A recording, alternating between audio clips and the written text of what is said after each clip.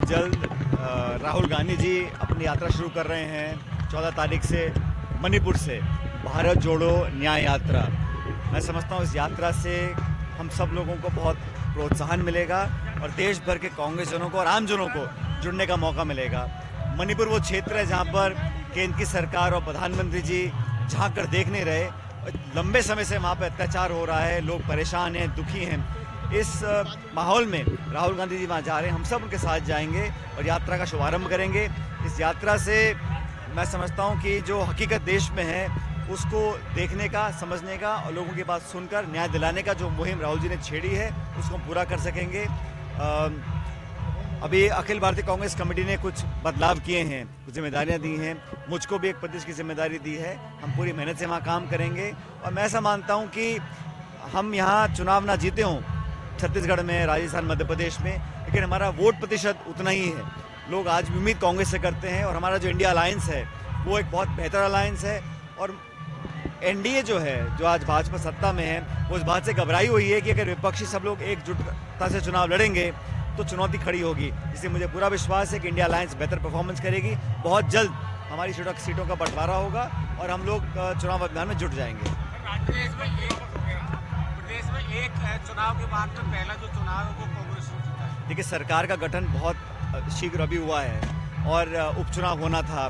जिस प्रकार उपचुनाव में सारी मान मर्यादाओं को ताक पे रखकर, आचार संहिता का उल्लंघन कर अनैतिक निर्णय लिया, चलते चुनाव में भाजपा के उम्मीदवार को आपने शपथ मंत्री पद की दिलाई, लेकिन जनता बहुत समझदार है, प्रलोभन में, दबाव में आने वाली नहीं है। और क्षेत्र में जब हम प्रचार कर रहे थे तब ऐसा लग रहा था कि जनता कांग्रेस के साथ है और हमारे उम्मीदवार रूबी कुन्नर जी को जो बड़े बहुमत के साथ जीत दिलाई है वो एक झटका भी है। और सरकार को सावधान करने का जनता ने मन बना लिया कि अपने वादे पे पूरा खरा उतरिए। सरकार बनने के बाद क्या किया?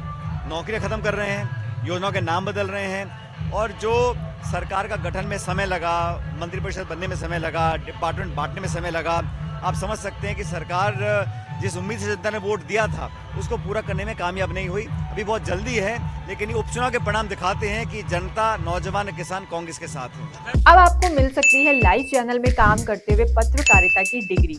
यूजीसी अप्रूव्ड यूनिवर्सिटी से मिलने वाली इस डिग्री के साथ आपको मिलेगा लाइव चैनल पर रिपोर्टिंग, एंकरिंग और प्रोडक्शन में काम करने का मौका। काम करने के साथ सीखना और 70% प्रैक्टिकल और 30% थ्योरी के पैटर्न से सिखाते हुए आपको एक पूरा कोर्स करवाया जाएगा। यही नहीं, यहाँ आपको इंडस्ट्री के हिसाब से ट्रेन करने के लिए आज तक सी न्यूज और कई चैनलों में काम करने वाले लोग लेक्चर्स देंगे। साथ ही परमानेंट फैकल्टीज भी इन चैनल्स और अखबारों में लंबा एक्सपीरियंस ले चुके लोग भी होंगे। इसके साथ ही टीवी, न्यूज़पेपर जैसे ट्रेडिशनल मीडिया की लाइव प्रैक्टिकल ट्रेनिंग के अलावा आपको यहाँ पर डिजिटल मीडिया और डिजिटल मार्केटिंग भी इंडस्ट्री नीड्स के हिसाब से सिखाई जाएगी। तो केवल रटना लिखना नहीं, बल्कि इंडस्ट्री जैसा टैलेंट चाहती है, उसकी प्रैक्टिकल एजुकेशन के साथ कीजिए मास कम्युनिकेशन और जर्नलिज्म या मल्टीमीडिया एंड एनिमेशन की बी.वॉक डिग्री। और प्लेसमेंट असिस्टेंट से लेकर ट्रेडिशनल और डिजिटल मीडिया की सारी इंडस्ट्री ट्रेनिंग विद इंटर्नशिप आपको मिलेगी मिशिगा इंस्टीट्यूट ऑफ मीडिया स्टडीज में।